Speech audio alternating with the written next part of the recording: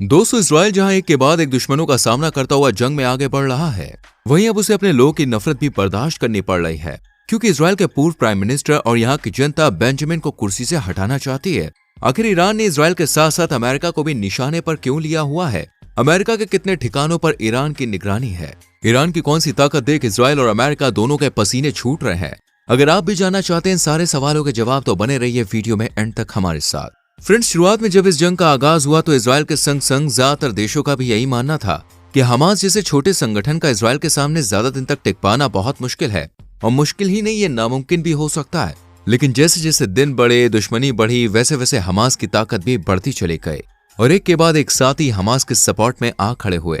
आप तो जानते हैं कि हमास के साथ कोई रहे या ना रहे, लेकिन ईरान हमेशा साथ रहता है, और इसी के सपोर्ट से न सिर्फ हमास ने इस जंग की शुरुआत की, बल्कि 1 महीने से ज्यादा वक्त गुजर जाने के बाद भी इजराइल के सामने झुका नहीं और उसको बराबरी की टक्कर दे रहा है। जहां हमास के समर्थन में ईरान खड़ा है, वहीं अमेरिका भी इजराइल का साथ निभा रहा है, और इसने तो इजराइल के सपोर्ट में भूमध्य सागर में अपने युद्धपोत भी तैनात कर दिए हैं।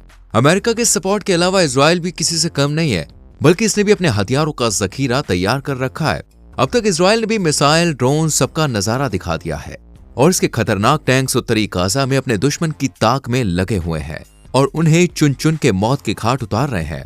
गाजा में इस तूफान के दौरान ही इजराइल के मंत्रियों ने बेंजामिन नेतन्याहू से कहा था कि वो परमाणु बम का इस्तेमाल कर गाजा पट्टी को मिट्टी में मिला दें, लेकिन नेतन्याहू ने इस सलाह को इग्नोर कर दिया और अपने तौर तरीकों से इस जंग को आगे बढ़ाया।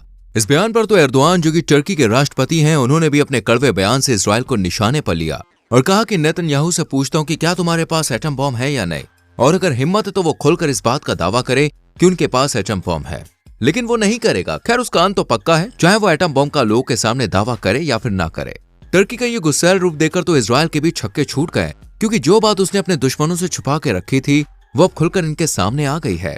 जहां टर्की इजराइल के खिलाफ आवाज उठा रहा है, वहीं ईरान भी इजराइल से खुलकर दुश्मनी निभाता हुआ नजर आ रहा है। ईरान चाहता है कि इजराइल का नामो निशान मिटा दिया जाए, ताकि फिलिस्तीन और हमास के लड़ाके सुकून से अपनी जिंदगी गुजार सकें। लेकिन वहीं दूसरी तरफ इजराइल भी हमास के लड़ाकों को तबाह और बर्बाद करने का मन बना चुका है। इसलिए अब तो दोनों ही देशों के बीच परमाणु बमों से विस्फोट करने की बात तूल पकड़ रही है। लेकिन अगर ऐसा हुआ और दोनों ही देशों ने खुलकर अपने परमाणु बम एक दूसरे पर फेंके, तो इस युद्ध को थर्ड वर्ल्ड वॉर बनने से कोई भी रोक नहीं पाएगा। दोस्तों, जहां एक तरफ इजराइल अपने दुश्मनों के साथ मैदान में उतरा हुआ है, वहीं दूसरी तरफ इजराइल के अपने ही लोग इसके खिलाफ खड़े हो गए हैं। लेकिन क्यों? इसके बारे में जानने से पहले अगर आपने हमारी वीडियो को लाइक नहीं किया तो प्लीज जल्दी से कीजिए और बेल आइकॉन प्रेस करना। दोस्तों, 7 अक्टूबर को जब हमास के लड़ाकों ने इजराइल को अपने निशाने पर लिया, तो इसमें कई मासूम लोग की जान चली गई और कई जख्मी भी हुए। तो वहीं कुछ लोगों को हमास के लड़ाकों ने अपना बंदी बना लिया और उन्हें अपने साथ ले गए। एक रिपोर्ट के अनुसार ऐसा बताया जा रहा है कि इजराइल के करीब 200 लोग हमास की कैद में हैं और इजराइल ने कई बार अपने लोग की रिहाई की मांग की, लेकिन हमास के लड़ाके इन्हीं मासूम लोग को अपनी ढाल बनाकर जंग में आगे बढ़ रहे हैं। इजराइल के प्रधानमंत्री नेतन्याहू ने भी ये तय कर लिया है और लोग को विश्वास दिलाया है कि वो अपने लोग को जिंदा वापस लेकर आएंगे, लेकिन इसके बदले वो हमास की किसी भी शर्त को नहीं मानेंगे। यही वजह है कि अब तक इजराइल के लोगों को छुड़ाया नहीं गया है। इस पर हमास की तरफ से ये जाहिर किया गया है कि इजराइल ने गाजा में जो भी हमले किए हैं, उनमें सिर्फ गाजा के लोग ही नहीं मरे, बल्कि इजराइल के बंधक भी शामिल थे। अपने लोग को खोने का डर इजराइल के लोग के चेहरे पर भी साफ झलक रहा है, और यही वजह है कि अब अपने ही लोग इजराइल के खिलाफ आवाज उठा रहे हैं, क्योंकि नेतन्याहू ना तो इन लोगों को बचाकर घर ला पा रहे हैं और ना ही इस जंग को रोकने या जीतने में सक्षम हो पा रहे हैं। इस पर इजराइल के पूर्व प्रधानमंत्री ने भी कह दिया है कि बेंजामिन नेतन्याहू को प्रधानमंत्री की कुर्सी से हटा देना चाहिए और उनकी जगह विपक्षी टीम में से किसी को प्रधानमंत्री चुना जाना चाहिए, क्योंकि बेंजामिन तो इस युद्ध को संभालने में पूरी तरह से नाकामयाब हो रहे हैं। 7 अक्टूबर के बाद से ही बेंजामिन पर सवालों की बौछार हो रही है, क्योंकि मोसाद, जो कि इजराइल की सबसे ताकतवर और खुफिया एजेंसी है, उसने भी अपना काम सही से नहीं किया है और उसी की नाक के नीचे ईरान और हमास ने इतने बड़े प्लान को अंजाम दे दिया। इसमें सरासर नेतन्याहू की ही गलती मानी जा रही है। एक रिपोर्ट के अनुसार बताया जा रहा है कि दुश्मन को मौका देने वाला भी इजराइल ही है, क्योंकि इसकी खुफिया एजेंसियों ने 1 साल पहले ही हमास के रेडियो ट्रैक करने बंद कर दिए थे। उनका यह मानना था कि हमास कुछ नहीं कर सकता, और ऐसे में रेडियो सिग्नल को ट्रैक करने का क्या ही मतलब है। और आज इसी गलतफहमी की वजह से ये युद्ध इतना ज्यादा आग पकड़ रहा है, और अब वही कमजोर हमास इन सबके छक्के छुड़ाता हुआ नजर आ रहा है। सिर्फ हमास ही नहीं, बल्कि ईरान की ताकत देखकर तो अमेरिका भी हैरान है, क्योंकि अमेरिका का मानना है कि ईरान के पास अब सबसे ज्यादा खतरनाक मिसाइल्स मौजूद हैं और इजराइल को तबाह करने के लिए एटम बम भी ईरान के पास अनगिनत है। ईरान के परमाणु ठिकानों को लेकर इंटरनेशनल एटॉमिक एनर्जी एजेंसी ने खुफिया रिपोर्ट जारी की है, जिसके मुताबिक बताया जा रहा है कि ईरान ने 60% तक यूरेनियम इकट्ठा कर लिया है और इसी का इस्तेमाल करके ईरान लगभग 3 एटम बॉम्ब बनाएगा। ईरान के यूरेनियम स्टॉक में भी इस समय तेजी से इजाफा हो रहा है, क्योंकि जहां पहले स्टॉक सिर्फ 6 किलोग्राम हुआ करता था, वहीं अब यह बढ़कर 128 किलोग्राम तक पहुंच गया है।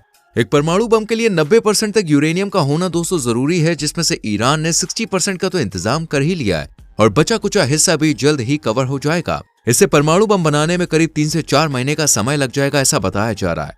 लेकिन बेंजामिन नेतन्याहू ने हमेशा से ही यह दावा किया है कि वो ईरान को कभी भी परमाणु बम का मालिक बनने नहीं देंगे और अमेरिका भी इसी बात को लेकर इजराइल का समर्थन करता हुआ नजर आता है, क्योंकि ये जानते हैं कि अगर ईरान के पास परमाणु बम होगा तो उसके निशाने पर सबसे पहले इजराइल देश ही होगा, जो कि बहुत बुरी खबर है। भले इजराइल परमाणु बम से अपने देश को सुरक्षित कर ले, लेकिन खतरा अभी भी उनके सर पर मौत की तरह मंडरा रहा है, क्योंकि दोस्तों ईरान वो देश है जो कभी भी इजराइल के साथ खड़ा नहीं होगा और ना ही कभी दोस्ती का हाथ बढ़ाकर इसके सामने झुकेगा, बल्कि इसने तो यह दावा किया है कि इसके पास ऐसी खतरनाक मिसाइल्स है जो कुछ ही सेकंड में इजराइल में घुसकर उसे तबाह बर्बाद कर सकती है। ईरान के पास अब हाइपरसोनिक मिसाइल्स भी मौजूद है, वहीं अब यह बैलिस्टिक मिसाइल का भी मालिक बन गया है और इसका सामना करना इजराइल की भी बस की बात नहीं है। ईरान तो फुली कॉन्फिडेंस से कहता हुआ नजर आया है कि उसकी मिसाइल्स को रोकने के लिए चाहे इजराइल या अमेरिका का डिफेंस सिस्टम ही क्यों ना आ जाए, इसे रोक पाना नामुमकिन है।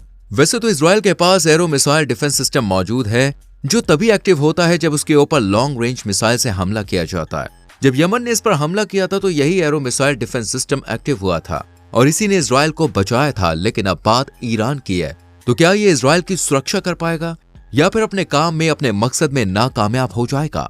क्योंकि इस टाइम जो ईरान ने अपने घातक रूप और हथियार दिखाए हैं, उससे यही साबित होता है कि ईरान के पास इतनी ताकत है कि वो इजराइल को खत्म कर सकता है।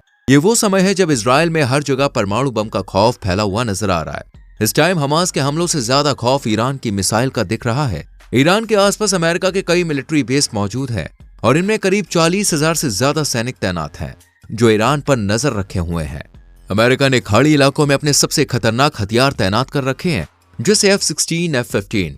कहीं न कहीं ईरान को भी अमेरिका के इन खतरनाक हथियारों और बेस का डर सता रहा है और उन्हें शक भी है कि ईरान इन्हीं बेस से ईरान की हर एक्टिविटी पर नजर रखता है। इसलिए अब इजराइल के साथ साथ अमेरिका भी ईरान के निशाने पर है और जल्द ही ईरान की तरफ से कोई बड़ी खबर सामने आ सकती है। वैसे आपको क्या लगता है दोस्तों, क्या ईरान इजराइल को हरा पाएगा या फिर अमेरिका उसे बचा लेगा? जो भी आपकी राय हो कमेंट सेक्शन में जरूर लिखें। लेकिन हम तो यही कहेंगे, किसी भी युद्ध से कभी भी किसी का भला नहीं हुआ है। इससे सिर्फ और सिर्फ 2 देशों को नुकसान नहीं होता है, बल्कि पूरी दुनिया में इसका इम्पैक्ट कहीं ना कहीं देखने को मिलता है। ये जितनी जल्दी युद्ध रुक जाए उतना ही अच्छा है सभी के लिए। अगर आपको वीडियो अच्छी लगी हो तो लाइक और शेयर करना और चैनल को सब्सक्राइब करके बेल आइकन प्रेस करें, जिससे आने वाली वीडियोस के नोटिफिकेशंस आपसे मिस ना हो। मिलते हैं अगली वीडियो में। Till then bye bye, take care.